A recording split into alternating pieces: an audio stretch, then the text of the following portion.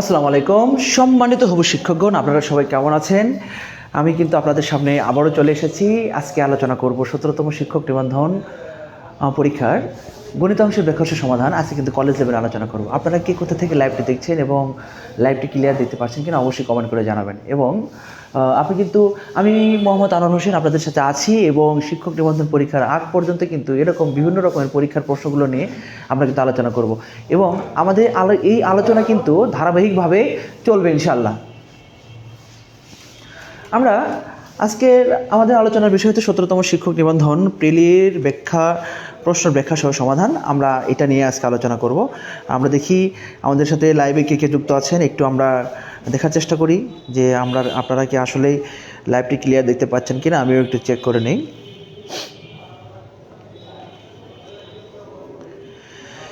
হ্যাঁ, লাইভটি আপাতত ক্লিয়ার দেখা যাচ্ছে। ইতিমধ্যে আমাদের সাথে অনেকে যুক্ত হয়েছেন।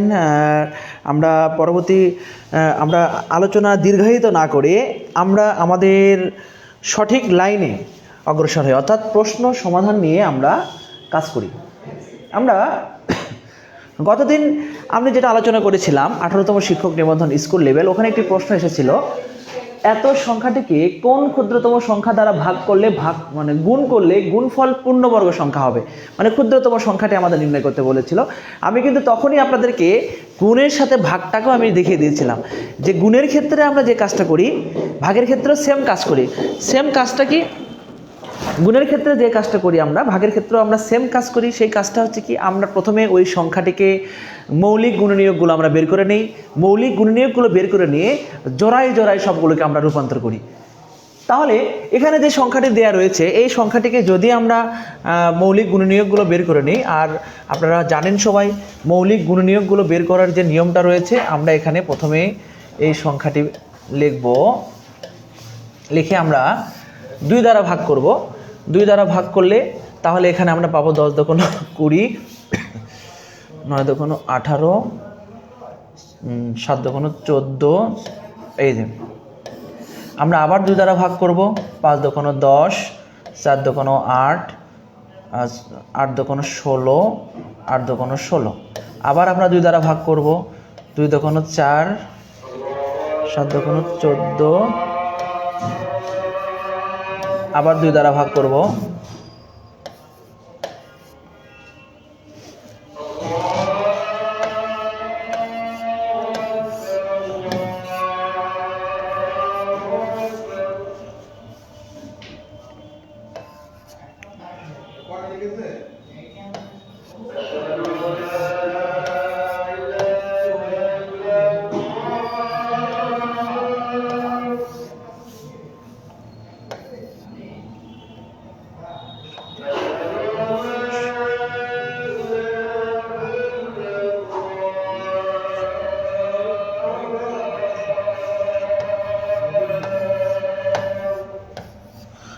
আপনারা দেখতে পাচ্ছেন, আপনারা লাইভটিকে কোথা থেকে দেখছেন, আপনাদেরকে অসংখ্য ধন্যবাদ। আমরা একটু সময় নিব, 2 মিনিট পর থেকে আমরা কথা বলবো। আপনারা শুধু দেখেন এটা আপনারা ক্লিয়ার বুঝতে পারছেন কিনা, এই মৌলিক গুণনীয়কটা আপনারা ক্লিয়ারভাবে বুঝতে পারছেন কিনা এটা একটু আপনারা লক্ষ্য করুন।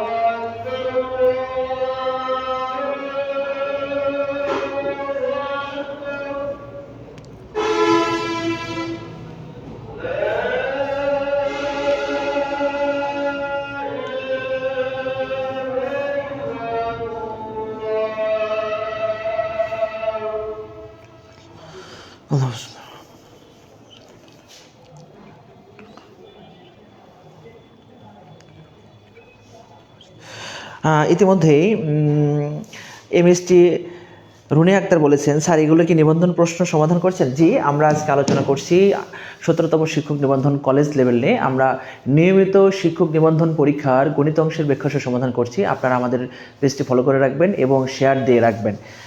আমরা প্রথমে এটাকে মৌলিক গুণনীয়কে বিশ্লেষণ করেছি। মৌলিক গুণনীয়ক বিশ্লেষণ করার পর এগুলোকে আমরা মৌলিক গুণনীয়কগুলোকে আমরা এখানে লিখব এবং জোড়ায় জোড়ায় রূপান্তর করব। এখান থেকে আমরা এক জোড়া নিলাম, এখান থেকে আমরা এক জোড়া নিব, এখান থেকে এক জোড়া নিব, আবার আমরা এখান থেকে এক জোড়া নিব, আবার এখান থেকে এক জোড়া নিব, আবার এখান থেকে এক জোড়া নিব, এখান থেকে আমরা এক জোড়া নিব। নেওয়ার পর যে মানটা আমাদের অতিরিক্ত থাকবে সেই অতিরিক্ত মানটাকে জোড়াপূর্ণ করতে আরও একটা সাতের প্রয়োজন আছে। যেহেতু এটা সিঙ্গেল সাত, তাকে ডাবল করতে হলে অবশ্যই একটা সাত প্রয়োজন আছে। তাহলে গুণ এবং ভাগের ক্ষেত্রে গুণ এবং ভাগফল মানে ভাগ এবং গুণ এই টাইপের যে প্রশ্নই থাকবে সেইটার ক্ষেত্রে আমরা সেমভাবে মৌলিক গুণনীয়ক নির্ণয় করব। নির্ণয় করে তাকে আমরা জোড়ায় জোড়ায় রূপান্তর করব।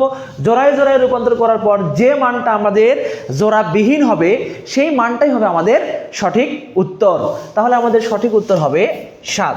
এই প্রশ্নটা কত সহজ! এই টাইপের প্রশ্ন কিন্তু আপনারা এর আগেও কিন্তু দেখেছেন বা বারবার দেখছেন।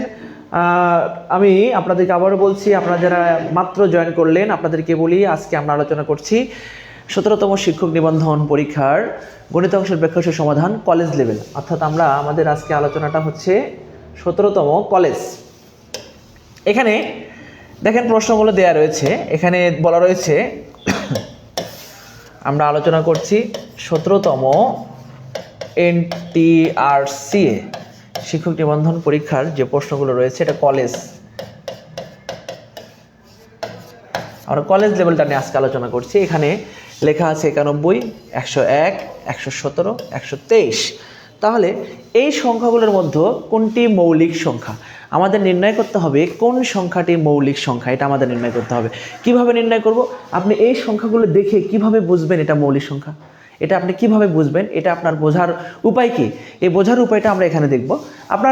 আপনার এই সংখ্যাগুলো বিভাজ্যতা জানার জন্য আপনার কয়েকটা ফর্মুলা রয়েছে, যে কোন সংখ্যাটি 2 দ্বারা বিভাজ্য, কোন সংখ্যাটি 3 দ্বারা বিভাজ্য, কোন সংখ্যাটি 4 দ্বারা বিভাজ্য, কোন সংখ্যাটি 5 দ্বারা বিভাজ্য, কোন সংখ্যাটি 7 দ্বারা 9 দ্বারা বিভাজ্য। এগুলোর এটা ক্লাস 6-এর বইয়ে একটা বিভাজ্যতার একটা ফর্মুলা রয়েছে, এটা আপনারা একটু দেখে নেবেন। দেখেন আমি কিন্তু বুঝতে পারতেছি যে এখানে এই সংখ্যা সবগুলোকে যোগ করলাম, যোগ করলে এটা হচ্ছে 6।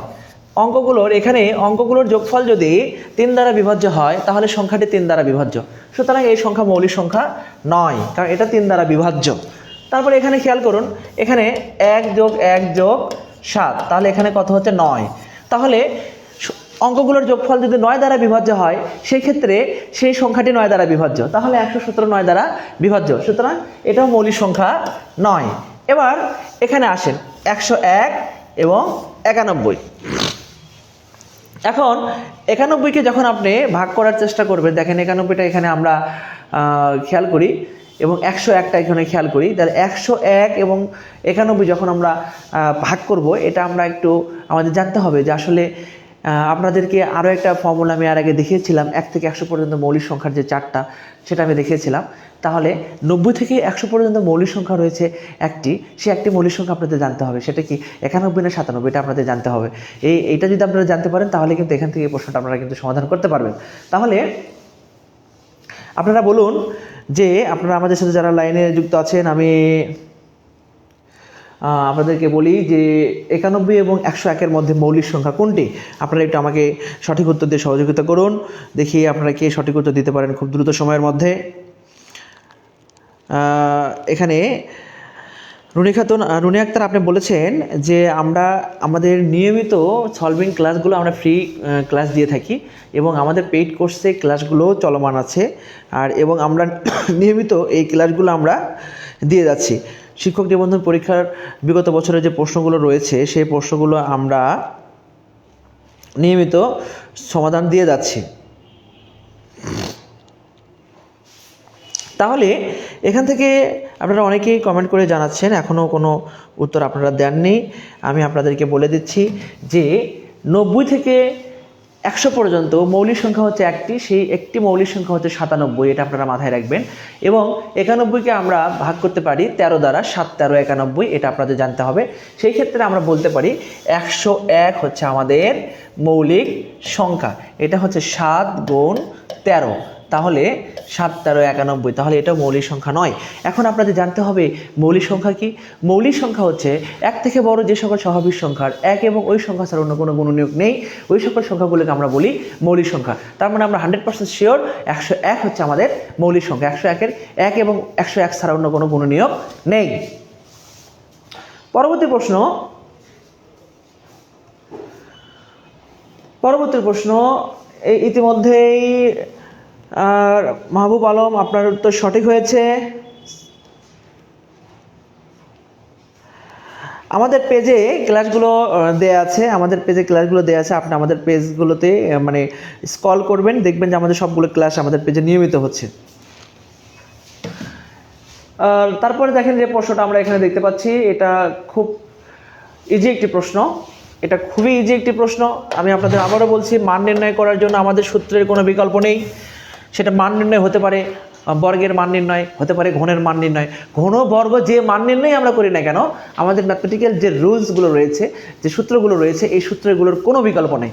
তাহলে এখানে একটু খেয়াল করুন, এখানে মানটা দেয়া রয়েছে মাইনাসের এবং এক্স ওয়াইয়ের, যেটা মান এখানে দেয়া রয়েছে, বের করতে বলছে x plus y. X plus ওয়াইয়ের মান বের করব। মাইনাস থেকে যখন আমরা প্লাসে যাব তখন আমাদের 4ab সূত্র পড়বে, মানে a plus b whole square সমান a minus b whole square plus 4ab। তাহলে একটু খেয়াল করুন, এখানে আমাদের চাচ্ছে প্লাসের মান, আমরা লিখি যে a plus b whole square সমান আমরা লিখতে পারি a minus b whole square plus 4ab। বাস, সুন্দর করে লিখে ফেললাম এই সূত্রটা। যদি আমি এই সূত্রটা জানি তাহলে এই অঙ্ক সমাধানটা আমি করতে পারবো। তাহলে মাইনাসের মানটা এখানে 2 দেওয়া রয়েছে, এখানে 4, এখানে আমরা 24 বসিয়ে দিলাম, তাহলে এখানে 4, এখন এখানে 96, তাহলে এখান থেকে আমরা পাচ্ছি 100, অর্থাৎ এক্স প্লাস ওয়াই বর্গমূল 100। এখন প্রশ্ন হচ্ছে, উত্তরে সবগুলো প্লাস মাইনাস আছে, আমরা এখানে 100% প্লাস মাইনাস দিব, কারণ যখন কোনো স্কোয়ারকে আমরা বর্গমূল করি তখন 100% প্লাস মাইনাস দিতে হয়। কারণ হচ্ছে আমরা জানি দ্বিঘাত সমীকরণের মূল হচ্ছে 2টি। দ্বিঘাত সমীকরণের মূল কয়টি? 2টি। আর দ্বিঘাত সমীকরণের মূল 2টি, এই কারণেই আমাদের এখানে প্লাস মাইনাস দিতে হবে। এজন্য আমরা এখানে প্লাস মাইনাস ব্যবহার করব। প্লাস মাইনাস ব্যবহার করার পর আমরা দেখতে পাচ্ছি আমাদের মান হবে বর্গমূল 10। তাহলে আমাদের সঠিক উত্তর হবে বর্গমূল 10। তাহলে এই যে প্রক্রিয়াটা, এটা খুব ইজি একটি প্রক্রিয়া। এই প্রক্রিয়াতে আপনার অঙ্ক সমাধান করতে শুধুমাত্র আপনার একটি বীজগণিতীয় রাশির সূত্রটা মনে রাখতে হবে। আপনি যদি বীজগণিতীয় রাশির সূত্র মনে রাখতে পারেন তাহলে কিন্তু এই অঙ্কের সমাধান কিন্তু আপনি খুব সহজেই করতে পারবেন। এখন আপনারা অবশ্যই কমেন্ট করে জানাবেন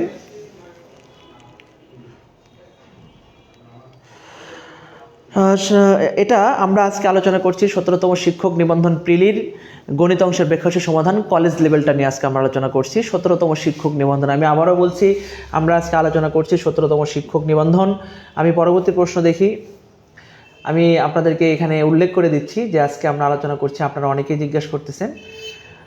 আমরা আজকে আমাদের আলোচনার বিষয় হচ্ছে 17তম শিক্ষক নিবন্ধন প্রিলির গণিত অংশের ব্যাখ্যাসহ সমাধান, অর্থাৎ আমাদের আলোচনার বিষয় হচ্ছে 17তম এনটিআরসি এর প্রশ্ন কলেজ লেভেলটা।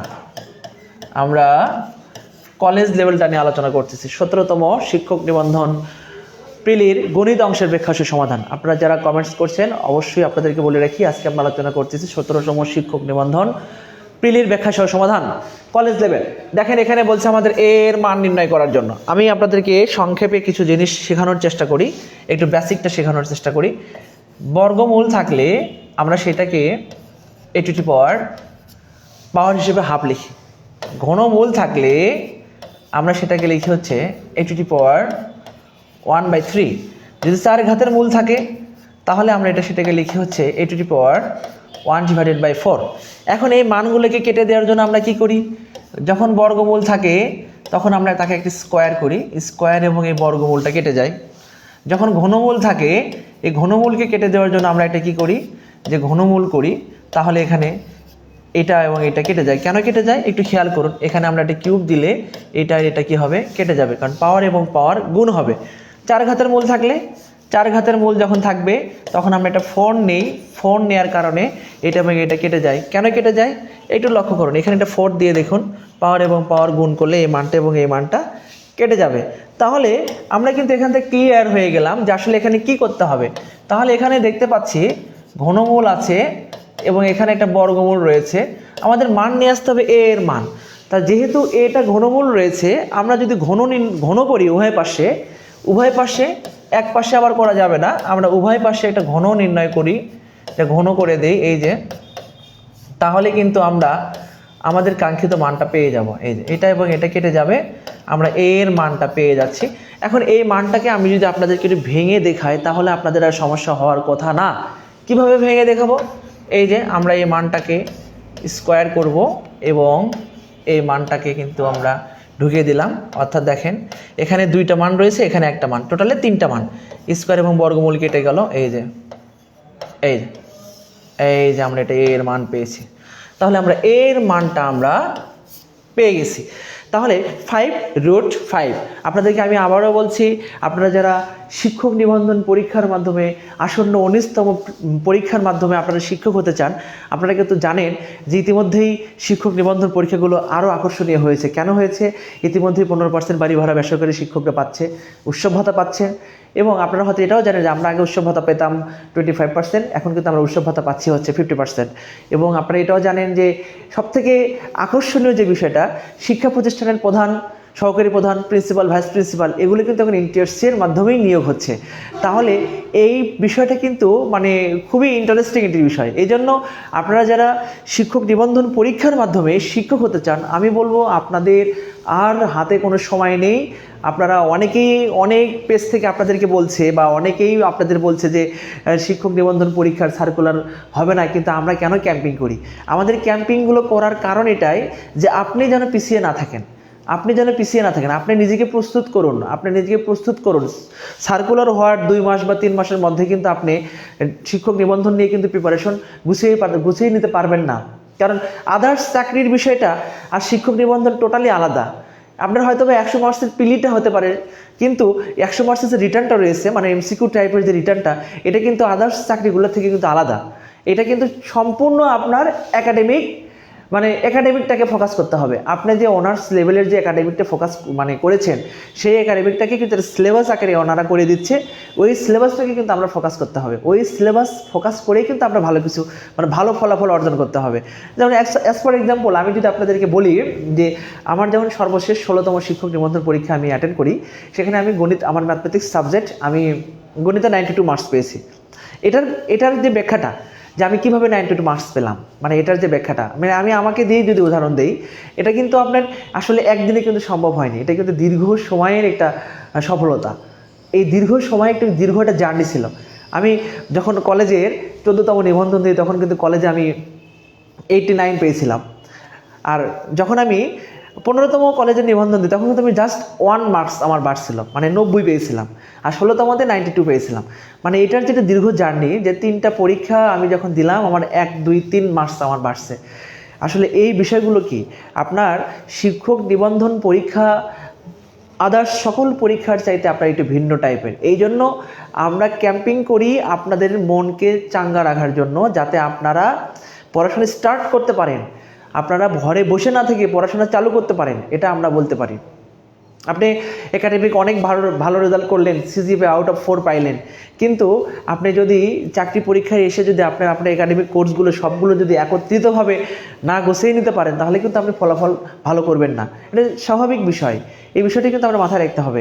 এই জন্য একাডেমিক ব্যাকগ্রাউন্ড, একাডেমিক সিজিপিএ এবং ইন্টারসিয়ার মাধ্যমে শিক্ষক হওয়া দুইটা টোটালি ভিন্ন। এটা আমি বলি, এটা কিন্তু টোটালি ভিন্ন। এটা হয়তো বা অনেকেই বলবেন স্যার এভাবে বলছে কেন, বা ভাইয়া এভাবে বলছে কেন। আসলে বিষয়টা এটাই বাস্তবতা। আপনার স্বীকার করতে হবে যে একাডেমিক বিষয়টা আর ইন্টারসিয়ার মাধ্যমে পরীক্ষাতে শিক্ষক হওয়ার বিষয়টা কিন্তু এক নয়। এই বিষয়টা কিন্তু এক নয়। যেমন আমি কিন্তু গর্ব করে বলতে পারি, আমার ম্যাথমেটিক্স ডিপার্টমেন্টের প্রথমে আমার ডিপার্টমেন্ট থেকে যতগুলো বের হয়েছিল, আমরা যতগুলো বের হয়েছিলাম, সহকারী শিক্ষক অনেকেই হয়েছিল, কিন্তু একমাত্র আমি কিন্তু সবার মধ্যে কিন্তু কলেজে চাকরি পেয়েছিলাম। আমি প্রথম চাকরি পেয়েছিলাম আমার ডিপার্টমেন্টে, মানে আমার ইয়ারের, আমার সেশনের। তাহলে এই যে বিষয়গুলো, আপনার কিন্তু এই বিষয়গুলো মাথায় রাখতে হবে। এই বিষয়গুলো মাথায় রেখে কিন্তু আপনার কিন্তু মাঠে নামতে হবে। কারণ মাঠে যখন আপনি নামবেন, এখানে প্রায় 11 লক্ষ 12 লক্ষ শিক্ষার্থী পরীক্ষা দিবে। সেখান থেকে কিন্তু আপনার সর্বশেষ দেখবেন যে কলেজে যখন আপনি চাকরিতে জয়েন করবেন, দেখা যাচ্ছে কলেজে আপনার কতগুলো যোগদান করবে। সর্বোচ্চ 100 200 300 সিট ফাঁকা থাকে ম্যাথমেটিক্সের কলেজে।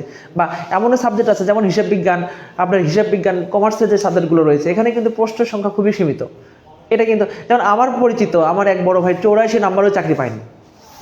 বিষয়টা কিন্তু খুব ক্রিটিক্যাল একটা বিষয়। তাহলে এই জন্য আপনাদের কিন্তু এই বিষয়গুলো নিয়ে অনেক ভাবতে হবে যে আসলে আমাদের ক্যাম্পিং করা শুধু উদ্দেশ্য যে আমাদের কোর্সে ভর্তি হন আপনারা, এটা কিন্তু নয়। আমাদের ক্যাম্পিং করার উদ্দেশ্য হচ্ছে আপনাদের মনোবলকে চাঙ্গা রাখা, আপনাদের মনোবলকে চাঙ্গা রাখা, আপনারা শিক্ষক হওয়ার মতো আগ্রহটাকে আপনাদেরকে, প্রবল আগ্রহ যাতে আপনাদের জাগে, এই জন্য এটা করা। এই জন্য আমি যেহেতু আদার্স সাবজেক্টের স্টুডেন্ট না, আমি যেহেতু ম্যাথমেটিক্সের স্টুডেন্ট, আপনারা যারা গণিতের স্টুডেন্ট আমার ভিডিও দেখছেন এবং গণিত এবং সায়েন্স রিলেটেড, আমি আপনাদেরকে বলবো আপনাদের প্রাথমিক কাজ যেটা হবে, আপনারা প্রিলির পাশাপাশি লিখিত আমাদের যে বইগুলো রয়েছে এই বইগুলো সংগ্রহ করতে পারেন। কিন্তু এই বইয়ের বাহিরে আপনারা কি করবেন, আমাদের যে সিলেবাস দেওয়া রয়েছে, যেমন আমার ম্যাথমেটিক্সের যে সিলেবাস রয়েছে, আপনি ফার্স্ট ইয়ার থেকে কিছু কিছু বই কালেক্ট করবেন। ফার্স্ট ইয়ার থেকে কী বই কালেক্ট করবেন? ফান্ডামেন্টাল, যে বইটা আপনারা সবাই জানেন, ফান্ডামেন্টাল বইটা কালেক্ট করবেন। লিনিয়ার বইটা কালেক্ট করবেন। লিনিয়ার থেকে কিছু অঙ্ক আছে, আপনার আইগেন মান, আইগেন ভেক্টর, ওখান থেকে আরও কিছু অঙ্ক আসে, আপনি দেখবেন, আপনারা খেয়াল করবেন এই টাইপের অঙ্ক ওখান থেকে আছে, সিলেবাস অনুযায়ী সেটা আমরা ফলো করবেন। আপনার জিওমেট্রিটা আপনার লাগবে এবং ক্যালকুলাসের কিছু পার্ট এখানে আছে, ক্যালকুলাসের একটা পার্ট আছে, একটা প্রশ্ন হয় ক্যালকুলাস থেকে, এই পার্টটা আমরা ফার্স্ট ইয়ারের 4টা বই আপনার লাগবে, মাস্ট বি লাগবে। সেকেন্ড ইয়ার থেকে আপনি কি নেবেন শুধু স্কুলের জন্য? সেকেন্ড ইয়ার থেকে আমার অর্ডিনারি ডিফারেন্সিয়াল ইকুয়েশনটা আপনার মোস্ট ইম্পর্টেন্ট। অর্ডিনারি ডিফারেন্সিয়াল ইকুয়েশনের 2টা প্রশ্ন হয় এবং একটা বিভাগের মোটামুটি সকল প্রশ্ন কাভারেজ আসে এখান থেকে। আপনার অর্ডিনারি ডিফারেন্সিয়াল ইকুয়েশনটা আপনার নিতে হবে। ক্যালকুলাসটা এখান থেকে অল্প পরিমাণ নিতে হবে। আবার আপনার এখানে যে আর কী বই আপনার সংগ্রহ করতে হবে, আপনার এখান থেকে লাগবে হচ্ছে আপনার এই আমাদের যে অ্যাপ্লাইড ম্যাথ যেটা রয়েছে, ফুরিয়ার ধারার যে অঙ্কগুলো রয়েছে, এগুলো কিন্তু আপনার সংগ্রহ করতে হবে।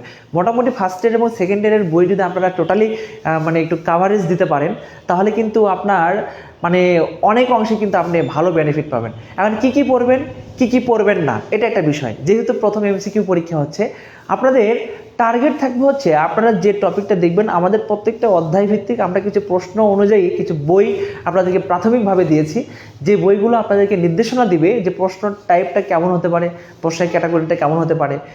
এখান থেকে আপনাদের যে কাজটা রয়েছে, সেই কাজটা হচ্ছে কি, আপনারা এখান থেকে যে প্রশ্নগুলো বিগত বছরের আপনার এনটিআরসি অথবা এনইউ মানে জাতীয় বিশ্ববিদ্যালয় অথবা ঢাকা বিশ্ববিদ্যালয়, বিভিন্ন বিশ্ববিদ্যালয়ে যে প্রশ্নগুলো বেশি এসেছে, ওই প্রশ্নগুলোকে আপনারা অ্যানালাইসিস করবেন।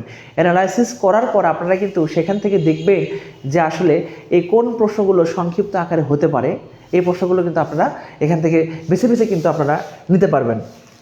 আপনারা যদি কোনো মতামত থাকে অবশ্যই আমাকে কমেন্ট করে জানাবেন।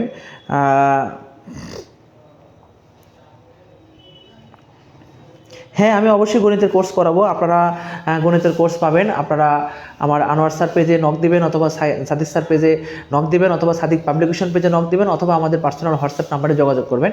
আমরা গণিতের কোর্স ইতিমধ্যেই ভর্তি শুরু করেছি। আমাদের গণিতের কোর্সে আমি আপনাদের সুবিধার্থে গণিতের কোর্স ফি রেখেছি স্কুলে 2000 টাকা এবং কলেজে 2500 টাকা। যদিও গণিতের কোর্সটা ডেলিভারি করা সো হার্ড, কারণ হচ্ছে যে গণিতের কোর্সে যখন আমি ডেলিভারি করব, আপনার প্রত্যেকটি টপিক অনুযায়ী আপনাদেরকে বেসিক প্লাস আপনার এমসিকিউ টাইপ কীরকম হতে পারে এবং তার একটা পিডিএফ আপনাদেরকে আমার দিয়ে দিতে হবে।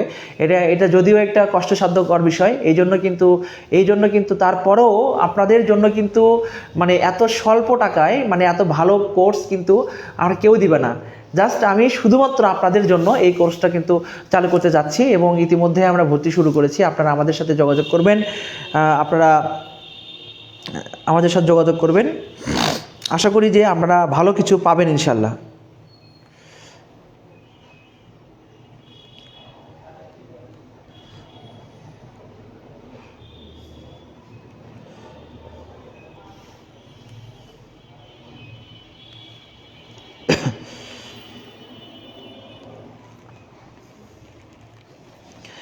আচ্ছা, আমরা অনেক আলোচনা করলাম, আপনাদের সাথে অনেক গল্প করলাম, অনেক কিছু করলাম।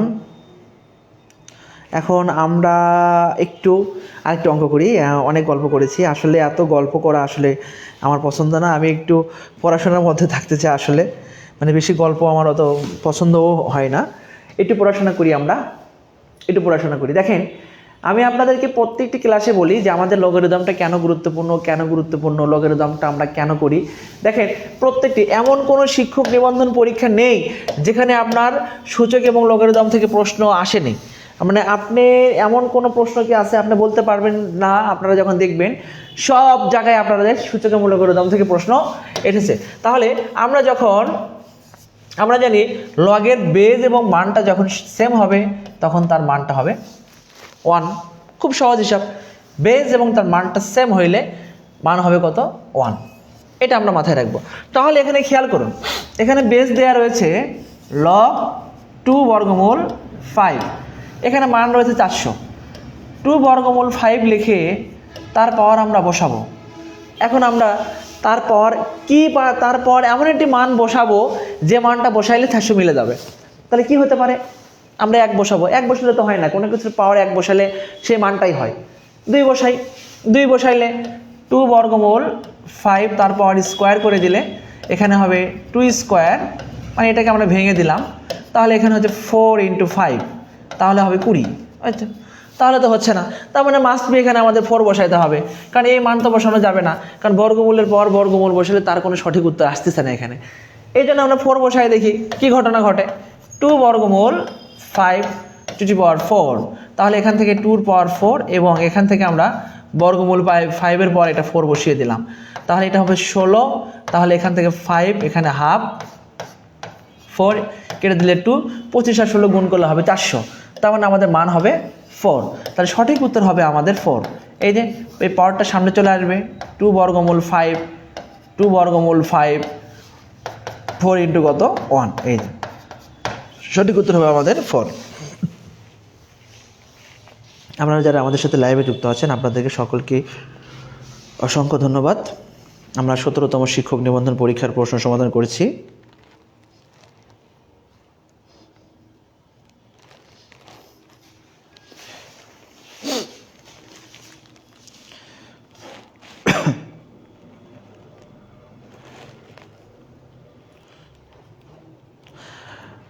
আপনি বলেছেন সাম্যক তার, আপনি বলেছেন আর একটু ভালো করে বোঝালে ভালো হতো। কোনটা ভালো করে বোঝাতে বলছেন একটু ক্লিয়ার জানাবেন, কত নম্বরটা?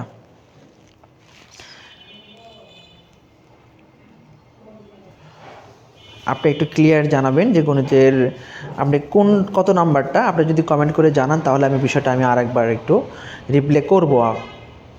আচ্ছা, এখানে বলেছে এম এর মান কত হইলে রাশিটি পূর্ণবর্গ রাশি হবে। তাহলে আমি আপনাদের বলি, যখনই পূর্ণবর্গর কথাটা উল্লেখ হবে তখন আমরা মনে রাখবেন নিশ্চয়ক 0 বসাবো। নিশ্চয়ক কত বসাবো? 0। এখন আপনারা বলতে পারেন নিশ্চয়কটা কি? নিশ্চয়কটা অনেক বিস্তারিত আলোচনা রয়েছে, কিন্তু এটা আপনাদের জানার কোনো প্রয়োজন নেই। আপনারা শুধু মনে রাখবেন নিশ্চয়কটা হচ্ছে b² - 4ac। নিশ্চয়কটা হচ্ছে কি b² - 4ac। এখন b² - 4ac, এখন বলতে পারেন বিটা কি? হ্যাঁ, এটা দ্বিঘাত সমীকরণ বা একটা দ্বিঘাত রাশির x² সহগটাকে প্রকাশ করা হয় এ দ্বারা। তাহলে এখানে x² সহগ কত রয়েছে? এখানে x² সহগ রয়েছে 1। x এর সহগকে প্রকাশ করা হয় b দ্বারা। x এর সহগ রয়েছে এখানে কত? 1। c হচ্ছে ধ্রুবপদটা এখানে রয়েছে টোটাল -m নিলাম। যেহেতু পূর্ণবর্গর কথাটা উল্লেখ আসছে, সুতরাং আমাদের লিখতে হবে নিশ্চয়ক b² - 4ac = 0। আমরা শুধু এটা মনে রাখবো, এই রাশিটার কথা আমরা মনে রাখবো। এখন এখান থেকে দেখেন b² এর মানটা এখানে 1, 4, a এর মান 1, c এর মান -m = 0। তাহলে এখান থেকে আমরা লিখতে পারি 1 প্লাস কত 4m = 0। তাহলে আমরা লিখব 4m = -1। অতএব আমরা লিখব m সমান -1/4। আপনি যদি জাস্ট এই ফর্মুলাটা জানেন যে B square minus 4ac equal 0, অর্থাৎ যখনই একটা নির্দিষ্ট মান একটি রাশি পূর্ণবর্গ কখন হবে, যখন ওই রাশির নিশ্চয়কের মান 0 হবে। এখন নিশ্চয়ক বি স্কোয়ার মাইনাস 4ac, এটা আমরা কিভাবে জানবো? আমরা জানি যে একটা দ্বিঘাত সমীকরণ বা দ্বিঘাত রাশির এক্স স্কোয়ারের সহগটাকে আমরা এ দ্বারা প্রকাশ করি, এক্স এর সহগকে আমরা বি দ্বারা প্রকাশ করি এবং ধ্রুবপদকে আমরা সি দ্বারা প্রকাশ করি। এটা আমরা মাথায় রাখবো, তাহলে কিন্তু এটা সমাধান আমরা করতে পারবো। ক্লিয়ার বুঝতে পেরেছেন কিনা অবশ্যই কমেন্ট করে জানাবেন, এবং যদি কোনো অঙ্ক বুঝতে সমস্যা হয় একটু আপনারা ক্লিয়ারলি জানাবেন।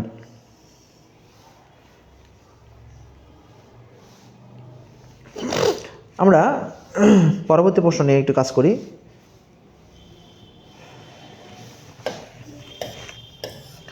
দেখেন, আমরা আলোচনা করছি, আমি আবারও বলছি, আমরা আজকে আলোচনা করছি হচ্ছে 17তম শিক্ষক নিবন্ধন কলেজ। আমরা আলোচনা করছি 17তম শিক্ষক নিবন্ধন কলেজের গণিত অংশের ব্যাখ্যা সহ সমাধান। 17তম NTRCA কলেজটা নিয়ে আমরা আলোচনা করছি। এখানে দুটি সংখ্যার অনুপাত দেয়া রয়েছে, গসাগু দেয়া রয়েছে, এদের লসাগু নির্ণয় করো। মাত্র কয় সেকেন্ড লাগবে? আর 5 সেকেন্ড, 2 সেকেন্ড, 1 সেকেন্ডও করতে পারেন আপনারা। মানে বৃত্ত পূরণ করতে যে সময়টা, সেই সময়টা কিভাবে? যখন দুইটা বৃত্তে যখন দুইটি সংখ্যার অনুপাত এবং গসাগু দেয়া থাকবে, তখন লসাগু সমান হচ্ছে, তখন লসাগু সমান এখানে যে তিনটি অঙ্ক রয়েছে বা সংখ্যা রয়েছে, এই তিনটি সংখ্যার শুধুমাত্র গুণফল। 3 × 8 = 24, তাহলে আমাদের লসাগুটা হবে 24। যখন দুইটি সংখ্যার অনুপাত এবং এদের লসাগু দেয়া থাকবে, তখন আমরা সরাসরি গসাগু দেয়া থাকবে, তখন আমরা সরাসরি লসাগুটা নির্ণয় করব। এখানে যে তিনটি সংখ্যা দেখতে পাচ্ছি, এই তিনটি সংখ্যার সরাসরি গুণফল।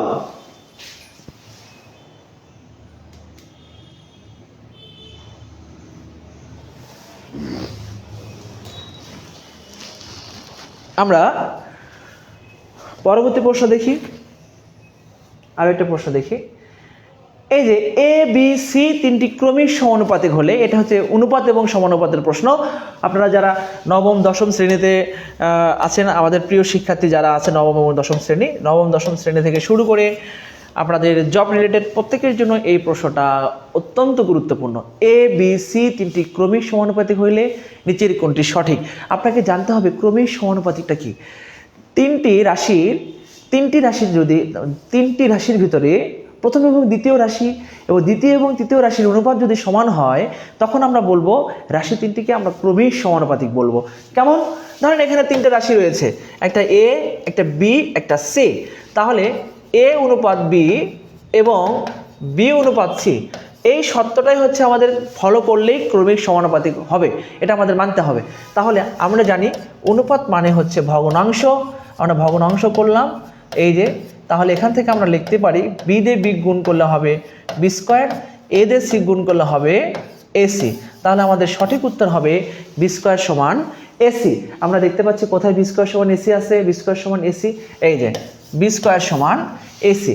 তাহলে আপনি যদি জানেন ক্রমিক সমানুপাতিকের সত্য কি, প্রথম এবং দ্বিতীয় রাশি, দ্বিতীয় এবং তৃতীয় রাশির অনুপাত সর্বদাই সমান, এটা যদি আপনি জানেন, অর্থাৎ এইটুকু যদি আপনি জানেন, তাহলে কিন্তু আপনি টোটাল অঙ্কটা সমাধান করতে পারছেন এবং 2 থেকে 3 সেকেন্ডের ভিতরে। আমরা পরবর্তী প্রশ্ন নিয়ে কাজ করব।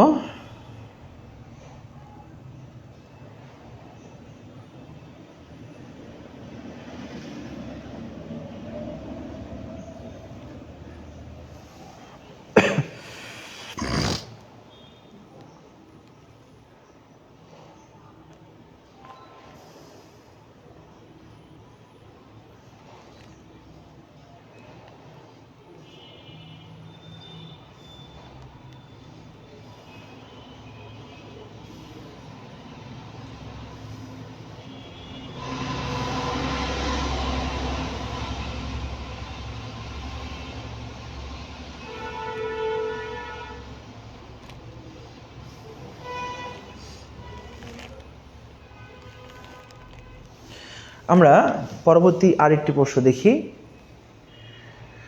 আজকের মতো আমি এটা দিয়ে সমাপ্ত করবো ইনশাল্লাহ। আপনাদের সাথে দেখা হবে। বাকি প্রশ্নগুলো আগামী দিন আলোচনা করব। আমরা দেখি 9 নম্বর প্রশ্নটি কি বলছে, একটু সমাধান করে নেই।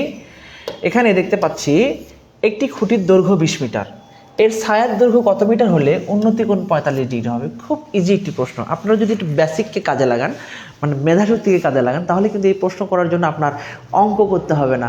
অঙ্ক ছাড়াই আপনি উত্তর করতে পারবেন। কিভাবে অঙ্ক ছাড়া উত্তর করতে পারবেন চলুন একটু দেখে নেই। এখন আমরা জানি একটি সমকোণী ত্রিভুজের একটি কোণ 90 ডিগ্রি, একটি কোণ 90 ডিগ্রি। তাহলে বাকি দুটো কোণের পরিমাণ কত ডিগ্রি? 90 ডিগ্রি। তার মানে একটি কোণ যদি 45 ডিগ্রি হয়, তাহলে আরেকটি কোণ 100% 45 ডিগ্রি। তাহলে যখনই দুটো কোণের পরিমাণ সমান তখন দুটো বাহু সমান। তাহলে খুঁটির দৈর্ঘ্য যদি 20 মিটার হয়, তাহলে এটা যদি খুঁটি হয়, ছায়ার দৈর্ঘ্য ছায়ার দৈর্ঘ্য তাহলে কি হবে? 20 মিটার। দেখেন আমি আবারও বলি যে একটি সমকোণী ত্রিভুজের একটি কোণ সমকোণ এবং বাকি দুটি কোণের যোগফল হচ্ছে 90 ডিগ্রি। যেহেতু একটি কোণে এখানে 45 ডিগ্রি দেওয়া রয়েছে, তাহলে অপর কোণটা 100% 45 ডিগ্রি হবে। যখনই দুটি কোণ সমান হবে, কোণ সংলগ্ন বাহুদ্বয় সমান, কোণ সংলগ্ন বাহুদ্বয় সমান। যেহেতু খুঁটির দৈর্ঘ্য এখানে লেখা আছে, এটা হচ্ছে কি খুঁটির দৈর্ঘ্য, এটা খুঁটির দৈর্ঘ্য আর এটা হচ্ছে ছায়ার দৈর্ঘ্য। তাহলে খুঁটির দৈর্ঘ্য যা হবে ছায়ার দৈর্ঘ্য তাই হবে। দুটি কোণ সমান, দুটি বাহু সমান। আল্লাহ হাফেজ। সবাই ভালো থাকবেন, সুস্থ থাকবেন। দেখা হবে আগামী দিন বাকি অংশ নিয়ে। আসসালামু আলাইকুম।